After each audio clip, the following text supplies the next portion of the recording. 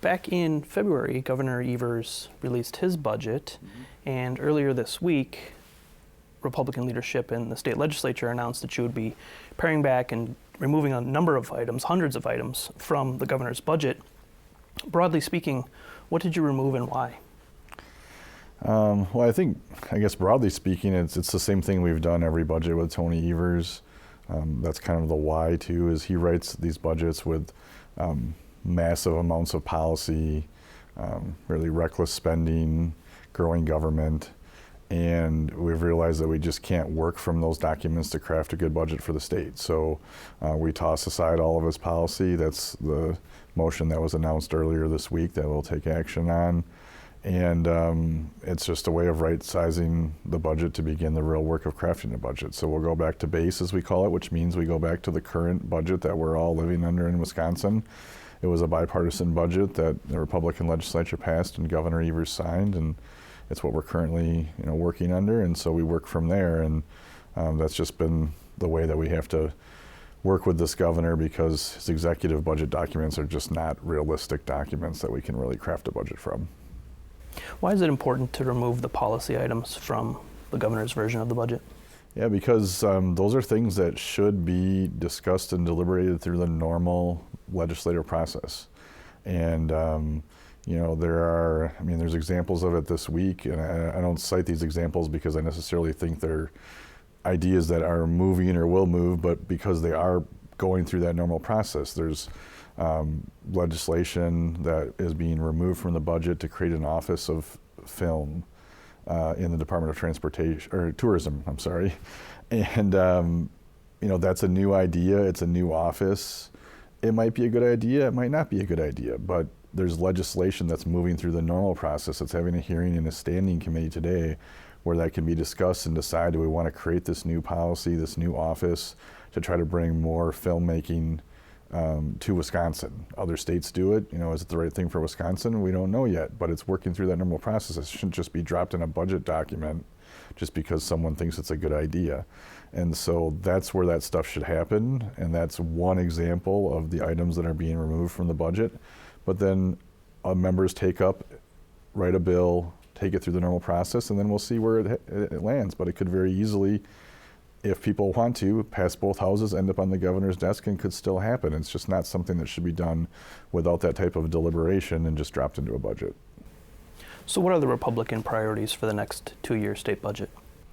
I think that they will be similar to what you've seen the last couple of budgets, and that means that there needs to be tax reform and there needs to be investment in key priorities. And those key priorities are things that we hear about in our districts every day. I don't think most of them are a surprise to folks. It's investing in the future in education, it's healthcare, it's roads, especially local roads, things like that. And key to part of that too is the tax reform package. It has to work together. It's not just about spending on things, it's about creating the proper environment in Wisconsin for families and businesses to succeed. And some of that's investment in key things like education, and some of that's things like tax reform to make sure that we're competitive in the Midwest and in a global economy with being able to support your family and run a business here in Wisconsin. What might that tax reform look like this budget? Well, I think it should be focused on the middle class. I think it should be focused on retirees, where they're feeling a lot of pressure like everyone right now, and with all this inflation that we've been through the last few years.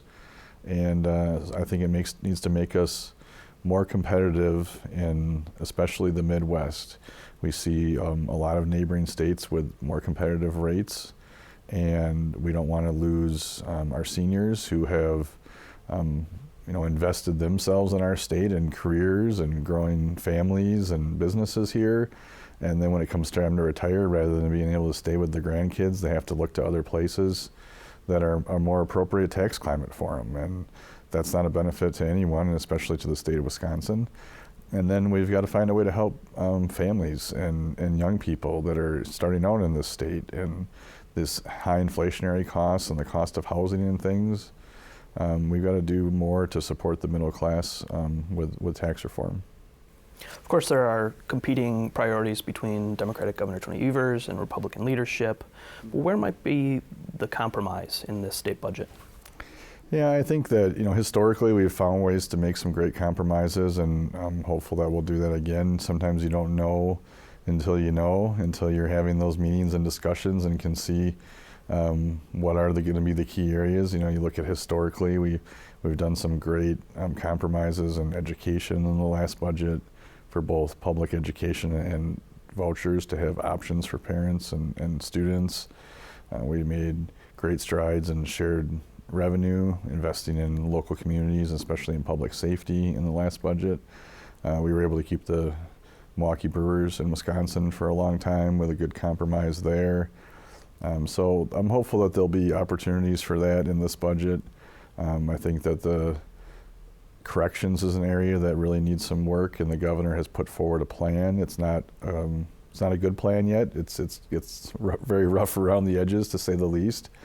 But there might be some opportunities to work together to improve that plan and move that forward for a long time for the state of Wisconsin on something that maybe isn't on everyone's top of mind, but it's an important part of public safety in Wisconsin, and we certainly have a responsibility to make sure that we're doing the things we need to do there. So I think that's one thing in the governor's budget that can maybe be ripe for compromise, but we're starting discussions here a few weeks ago with the governor on tax reform. I'm hopeful we can find some common ground there, because like I said, it's an important part of an overall budget. Along with those key investments, there has to be some tax reform as well. You're co-chair of the Joint Committee on Finance. You've been traveling the state with your other committee members, listening to Wisconsin residents about what they feel is important to have in the state budget. What did you learn at those sessions? Yeah, I think we heard some of those common themes that I mentioned, some of them earlier, education, infrastructure like roads, healthcare. This time we had a little bit more of discussion of federal issues, because that was kind of top of mind for folks with changes in Washington, D.C. So that was maybe a little bit of a different flavor that we've had in past public hearings. And then there's always regional stuff too. We heard more about corrections when we were kind of in the Northeast, because that's a bigger issue in Green Bay, where they really like to close that prison. We heard a little bit about forestry when we were up in the Northwoods, which you didn't really hear that in West Allis, where you wouldn't expect that to be a common thing. So there's always a few regional things, but most of it's the steady themes, and it's issues that aren't really a surprise to folks. It's the stuff that everyone's talking about. Education and healthcare and childcare funding again came up as topping the list as the things that people discussed most at those hearings. Do they automatically become priorities for you then in writing the budget? I think that those things have been significant investments in every budget that I've worked on, and I'm sure they will be in some fashion in this one. There's going to be, healthcare will have a significant amount of resources in it for no other reason than just to maintain current programs, and like Medicaid, it's very expensive, and so there'll be significant investments there. There's always investments in education. There's always investments in childcare. It's just there's differences of an opinion on what those should be, and so that's where the details have to work out. But last time we made investments in childcare, I'm sure we will in some fashion again. 2 years ago, Republicans and Governor Evers passed a chunk of the budget early that provided additional funding for municipalities and a boost for school revenue. This time around, Assembly Speaker Robin Vos has said that he wants to pass a tax cut bill first. Governor Evers, however, is demanding that any tax reform, any tax bill plan be included in the state budget, and also funding education at every level. What's your response to his demands? Well, I don't think demands are helpful when we're trying to talk about compromise. So that's a little disappointing, maybe, if it's at that level of demanding things in public stories, or as opposed to let's sit down and talk about these things. I think that would be more effective. And I mean, we're going to continue to advocate for, as I've mentioned, there should be no surprise, I've mentioned it a couple times in this interview already, there's got to be some balance between tax reform and the investments and the priorities. They work together. They're all part of a budget that works for all of Wisconsin, and so we're going to keep trying to talk with the governor about those priorities. Tax reform is part of that. And as to specifically what day or exactly what vehicle that tax reform happens, the most important thing is it needs to be part of the solution for a budget that works for all of Wisconsin. We've seen federal cuts impact a number of state organizations, and there's also cuts to research and threats to cut programs like Head Start and Medicaid, among other programs. Does the state have an obligation to backfill those programs where the federal government has cut or reduced or eliminated programs? Well, I would definitely say that the state does not have an obligation to fund federal programs. If the feds are, these are federal programs, they've created them, we're funding them, if they're funding them different now, we certainly don't have an obligation. I think there are some things that can be discussed if there are priorities for Wisconsin that used to be paid for in other ways. Should Wisconsin prioritize that? But one of the things I think that's most important is, unlike the feds, we don't print money, we have to have a balanced budget. And so there's no way that the state government could ever fill every federal cut that could be made. The budgets are just not comparable. The amounts of money, the way we have to budget are so different. So there should be no expectation that the state will just fill any void that the federal government creates. Instead, we will look at everything case by case. And if there are things that the state needs to prioritize differently because of adjustments in the federal government, we'll do that. We've always done that. We did that over a year ago now when, under the previous administration, changes were made to VOCA funding for victims of crime. And on our last day of session, we put some more money into that program to help make sure that domestic violence shelters and things like that could get through to the next budget cycle, and we could talk more about that. And so it's not unusual for us to have to look at changes at the federal level. We'll do the same. But there should be no expectation that the state will just fill voids. That's not realistic. That's not how the math could possibly work for a state budget. There's also the state surplus, which stands at more than $4 billion now. Mm-hmm. How does that surplus affect how you write the budget this year? It certainly plays a role, but the important part of that is that's more like your savings account, right? That's one-time money. It's not something that we want to build a budget that spends into the future on, because at some point that savings account would be empty then and we'd run out of money and it wouldn't be a smart way to budget.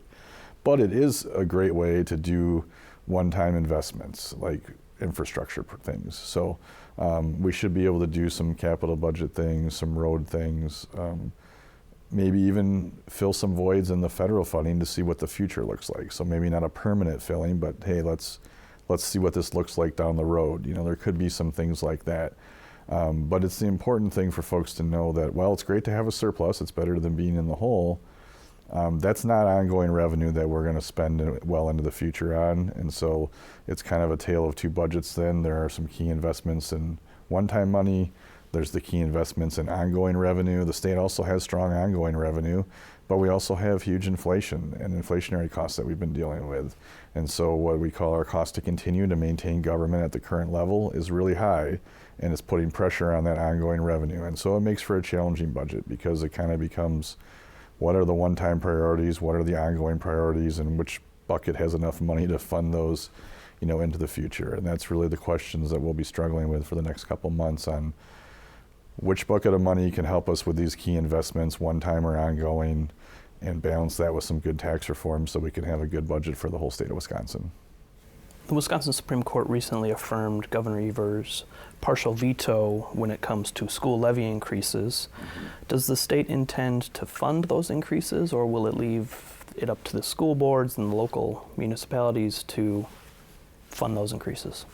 And that's going to be part of the budget discussion, but I certainly think this is a good example of the unintended consequences maybe of the governor being cute with his line item veto, and now he's forced funding and tax increases on communities in Wisconsin for 400 years, and he wants us to bail him out of that now, and I don't think that's really the legislature's job. Our job is to look at overall spending and key priorities and investments, as well as balancing that with tax cuts like we've talked about. And so education spending is a priority. If his 400-year veto has baked the cake, so to speak, on some of that, that's part of what we have to consider.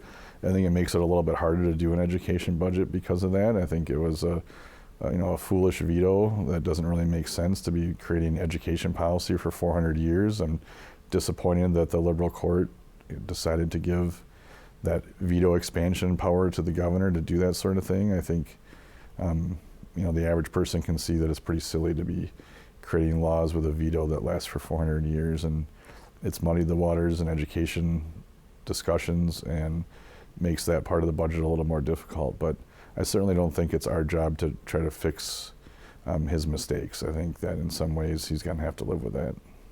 Given that the court has upheld the governor's ability to change these digits in the way that he has that changed how you all use different strategies or tactics to logistically write the budget? It most likely will, and we'll be discussing that more with our drafting attorneys as we start drafting the budget, which is just starting now this week with committee action. But we have historically made adjustments based on the vetoes and how we write things, and so I'm sure that this one will have an impact on that too. But as they keep getting more creative with these court rulings and he keeps getting more creative, I'm not sure how much we can do to try to keep the power in separate but equal branches of government like our system of government's supposed to be. It's just there's a major shift right now with this court pushing more and more power to the executive. That's not the way it was supposed to be, especially when it comes to crafting legislation that's supposed to be in the power of the legislature, and his ability to significantly rewrite this legislation is a real concern, and really just it flies in the face of what we all learned in civics class. And some of us, it was years ago, but it's not the way our system of government is supposed to work, and it's pretty concerning. The budget before a gubernatorial election is often framed as, re-election budget. Mm-hmm. How do you think Governor Evers talking about running for a third term impacts this year's budget, specifically in terms of tax cuts?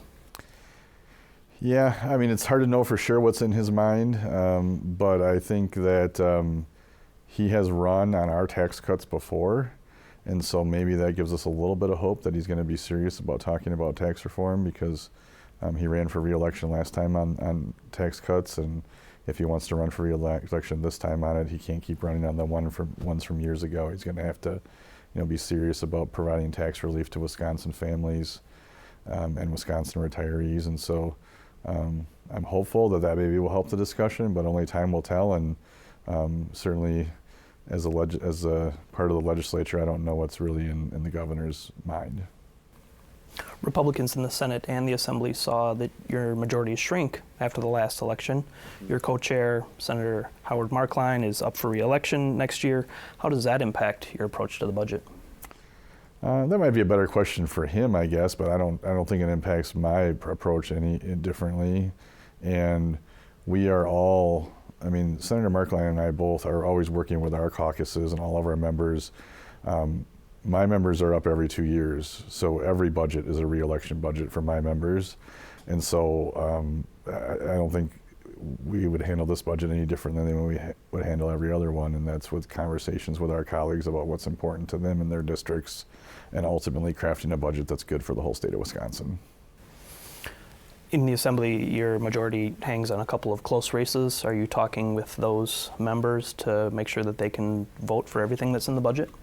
We talk with all of our members. We have a very elaborate process that we've used for years in the Assembly to make sure that members of the Finance Committee are consistently communicating with all of our members, both in big caucus rooms, but also in individual meetings, to know what priorities are, and so that we're crafting a budget that makes sense for the whole state, because we represent all different parts of the state. And so, we're talking with them and every other member, and certainly, like I said, every budget is a re-election budget for the Assembly, and so that's standard procedure. Lawmakers have until June 30th, when the state's fiscal year ends, to approve the budget. Are you on track to make that deadline? Right now we are. We're starting executive sessions this week, and so we're on a normal track. And there are always headwinds and challenges along the way that could derail that. And so we'll see if we're able to manage all those and hit it on time. But I think right now we're on time to be done, by July 1. And when we're off the rails, I guess everyone will know if that's what happens. But you think about it historically, even at this point, my first budget on the committee didn't get done until October. We ended up having a transportation impasse. I think that was 5 budgets ago. And in May, we didn't know that we had that impasse yet. That came in June. And so if you would have asked the co-chairs at that time in May, they would have been like, yeah, we're on schedule. And then in June, suddenly we weren't. And so right now we're on schedule. I think Senator Marklein and I are both hopeful that we can get it done on time and manage our way through whatever challenge comes our way. There's always challenges in every budget process. Looking forward, eventually there will be a budget and you'll move on. What kind of policy priorities do you have for this legislative session? I think personally, I haven't looked at a lot of stuff yet beyond the budget. This is a major bill. This is an important bill. This impacts all of Wisconsin. And so I don't usually focus on a lot of things until after the budget. There's some things that I'm sure I'll work on. It's not unusual for me to work in something on the mental health side. We'll do some stuff on probably some capital budget reforms and things like that, maybe before, maybe after the budget. So there'll be things that historically I work on. I think because the corrections plan is so half-baked at this point, we'll probably be working on that into the future, and I'll probably be helping with that. So there will be, I'm sure, opportunities for things to work on, but I don't like to get too far ahead of the budget process because that's a pretty important document. You mentioned mental health, youth mental health, some of the things you removed from the Governor Evers' budget. What would you like to see done in that realm? I think that we just didn't need all the new programs that he's trying to create because we already have things in the Department of Health and in schools that are there, that are in place, that we can already work on these issues. And so the area that I usually work on more on this is on the law enforcement side, like the Chapter 51 mental commitments, things like that. It's a very difficult process right now. We're trying to do more to regionalize it and make it safer for the folks that are in crisis, but also for the law enforcement community that has to handle those things. But those are all things that we don't need a new program for. We just have to find reforms or investments to regionalize these things. And so there are a lot of opportunity already in state government, and we just got to find the ways to adjust them or do better or make key investments to help in those areas. Representative Mark Bourne, thank you so much for joining us. Thanks for having me.